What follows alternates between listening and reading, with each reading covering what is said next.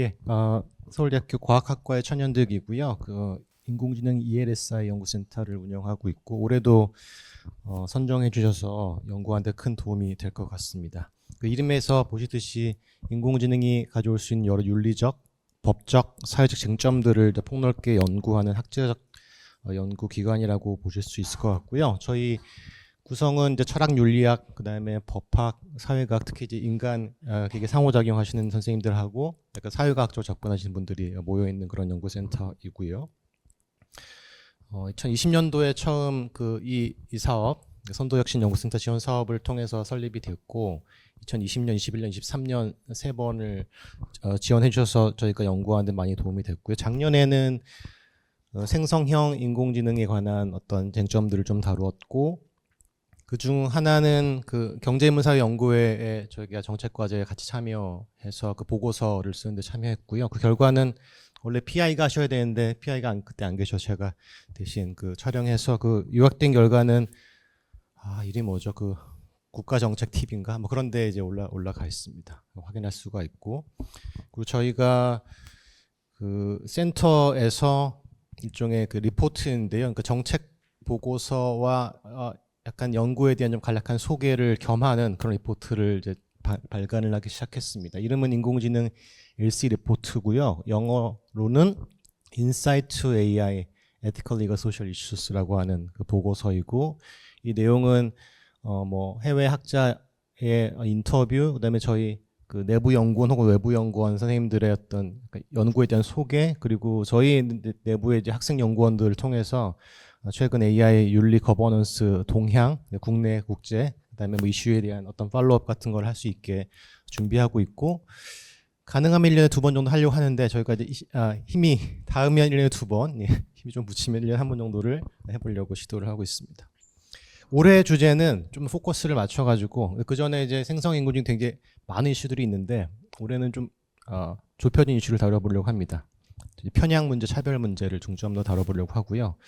당연히 이제 알고리즘 편향이 뭔지, 그게 왜 윤리적으로 사회적 문제가 되는지, 왜 발생하는지, 편향 어떻게 측정할 건지, 공정성 어떻게 볼 건지, 그다음에 어떻게 완화할 건지, 그다음에 단지 이제 편향 차별 문제뿐 아니라 기본적으로 이제 신뢰성, 그다음에 안전성 관련된 이슈이기 때문에 그 관련된 이슈들도 함께 다뤄보려고 하고 저희가 이 선도혁신센터 지원으로 설립 때도 운영되고 있지만 또 덕분에 저희가 더 큰 과제도 지금 하고 있기 때문에 그 과제에서 하고 있는 것과도 좀 보완적으로 할 수 있을 것 같습니다. 그래서 몇 가지 사례만 일단 좀 소개를 드리면 잘 아시는 것처럼 구글 포토에서 있었던 사례인데요. 흑인 여성을 이제 고릴라로 분류해서 이제 원래는 지워야 되는데 지워지지가 않았습니다. 예, 네, 그런 일이 있었고 그다음에 마이크로소프트 테이라는 챗봇이 굉장히 혐오적인 발언을 막 했던 것도 기억하실 것 같고요. 최근에 언어 모델에서도 이런 편향이 사실 완전히 제거되기는 어려운데 위아래를 비교해 보시면 똑같은 문장인데 이제 he하고 she만 바꿨을 때 일종의 이제 성 역할 전통적인 과거의 그런 고정관념이 그대로 드러나는 그런 사례들이 있다는 것이 알려져 있고요.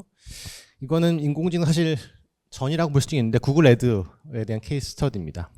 보시면 왼쪽에 이제 라타냐 파렐이라고 되어 있는데 거기 체포됐니라고 지금 뜨지 않습니까? 구글 애드에서 너 체포됐니? 변호사 필요하니? 변호사한테 연결해 줄까라고 하는 거는 구글 애드입니다. 오른쪽에 보시면 깨끗하죠. 크리미널 레코드는 없습니다.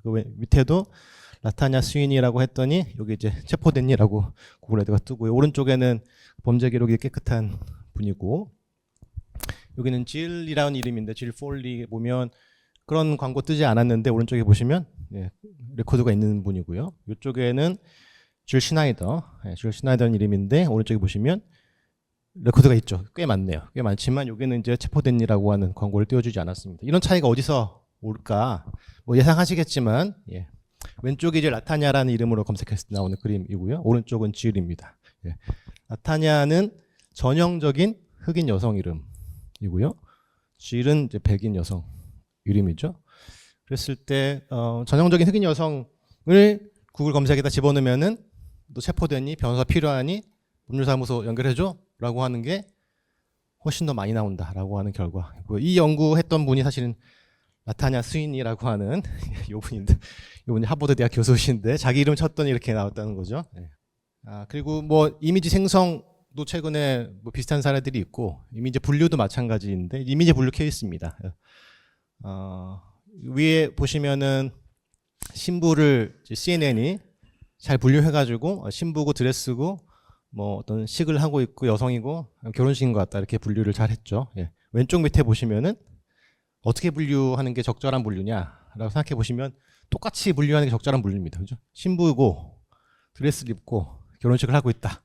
이게 이제 적절한 분류 같고요. 밑에 보시면 틀린 분류로 하기는 어려운데 옷을 입고 있고 무슨 이벤트가 있는데 코스튬을 입은 것 같고 빨간색인데 행예술인가? 예. 아마 그 이미지 학습할 때 썼던 데이터에 저런 건 되게 많이 봤겠지만 이런 거 아마 덜 봤을 가능성이 높습니다. 그래서 아마 남아시아 지방의 결혼 커스튬일 텐데, 예, 결혼 의상, 전통 의상일 텐데, 그걸 제대로 분류하지 못한. 아마 한복 입은 전통 혼례하는 거 집어넣어도 비슷하게 나왔을 가능성도 있습니다. 그래서 이제 문화 간의 어떤 그 데이터 양의 차이 때문에 이런 편향이 발생할 수도 있습니다. 그래서 편향은 어디서 발생하느냐? 모든 곳에서 발생을 할 수가 있는데 이게 일종의 사이클이잖아요. 그 처음에 문제를 스페시파이하고 데이터 컬렉트 해가지고 전처리한 다음에 모델 만들어서 밸리데이트하고 사용하고 다시 이걸 피드백을 하는 이런 방식일 텐데 사실 뭐를 타겟 펑션으로 볼지부터 뭘 문제로 볼지 어떤 피처를 고를지 어떤 데이터를 모을지 어떻게 전처리해야 할지 어떻게 밸리데이트 이 모든 과정이 사실은 다 일종의 저지먼트이기 때문에 어떤 의미에서든 뭐 가치나 판단이 개입되는 건 불가피한 것 같고 그래서 완전히 제거하는 것은 어렵지만 이 사회가 수용 가능한 수준까지 떨어뜨리려면 어떻게 해야 될지를 이제 고민해야 된다는 것이고요. 또 어려운 문제 중에 하나는 어떻게 공정성, 편향성을 측정할까입니다. 얼마나 심각한 문제가 되냐, 어떤 기준으로 봐야 이게 공정한 거냐, 불공정한 거냐 이걸 평가하는 건데 이상하시겠지만 법, 철학, 심리학에서 윤리학에서 어마어마한 논의가 있어서 이거를 뭐 저희가 합의를 딱 하긴 어렵겠지만 기계를 공정하게 만들려면 여기 연구하시는 분들 계시겠지만 좀 기준을 줬으면 좋겠다.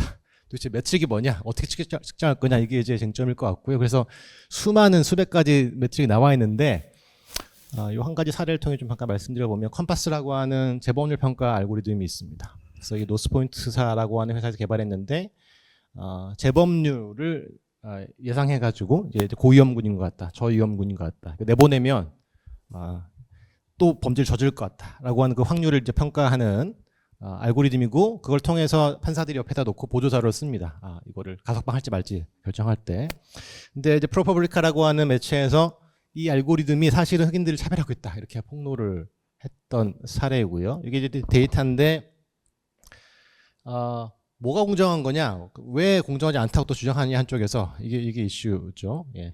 그래서 여러 이 평등 혹은 공정성에 대한 지표들이 있지만 가장 많이 쓰이는 게 사실 이 두 가지입니다. 위에 거는 뭐 때에 따라서 쓸 수 있지만 많이 쓰지 않는. 그러니까 첫 번째 생각해 볼 수 있는 거는 위험 분포 같아야 된다. 흑인과 백인이 고위험군, 저위험군 뭐 30대 70이면 똑같이 흑인, 백인 30대 70이어야 된다라고 하는 아이디어가 있을 수가 있는데 이건 좀 비현실적인 것 같고 할 수 있는 게 이 예측적 동등성이라고 보통 얘기하는데 저기 positive predictive value가 그 true positive 분의 true positive 비율입니다. 이 비율을 그러니까 예측을 정확하게 했는지 이게 흑인이 백인은 간에 양성으로 혹은 고위험군을 예측했으면 실제로 그 사람이 범죄를 저지르는지 다시 그 비율을 봐서 그게 정확하면 예측을 정확하게 한 거다. 그러니까 공정한 거다라고 하는 아이디어가 하나 있을 수가 있고요.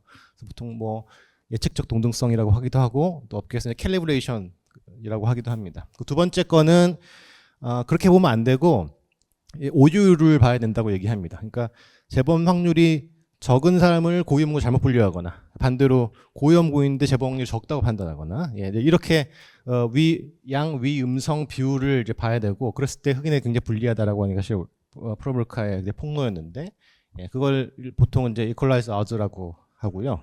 그래서 위에 걸로 공정성을 평가하면 노스포인트의 그 알고리즘이 그렇게 이상한 것 같지 않은데 사실은 예측했으면 실제로 재범을 저지를 확률이 흑인 백인이 그렇게 많이 다르진 않습니다. 조금 다르지만 밑에 걸로 보면 상당히 다릅니다. 흑인인 경우에는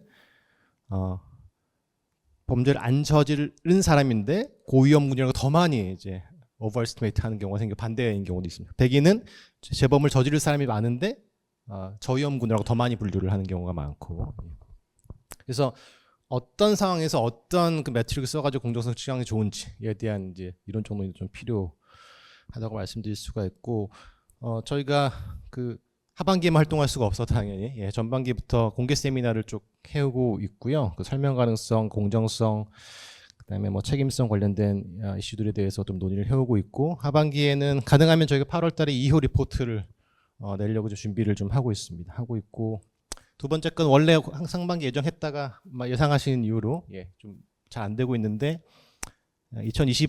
2050년이면 이제 미래 사회잖아요. 미래 사회에 어떻게 인간이 살아갈까에 대해 약간 상상해 보는 그런 심포지움을 여기 나비랑 같이 해보면 좋겠다라고 얘기를 했었는데, 지금 약간 밀려서 어떻게 될지 모르겠지만 계획 중에 있고요. 올해 주제에 관련해서 심포지움을 한번 개최해서 아이디어를 좀 공유하는 시간을 가지려고 합니다. 감사합니다. 여기까지 하겠습니다.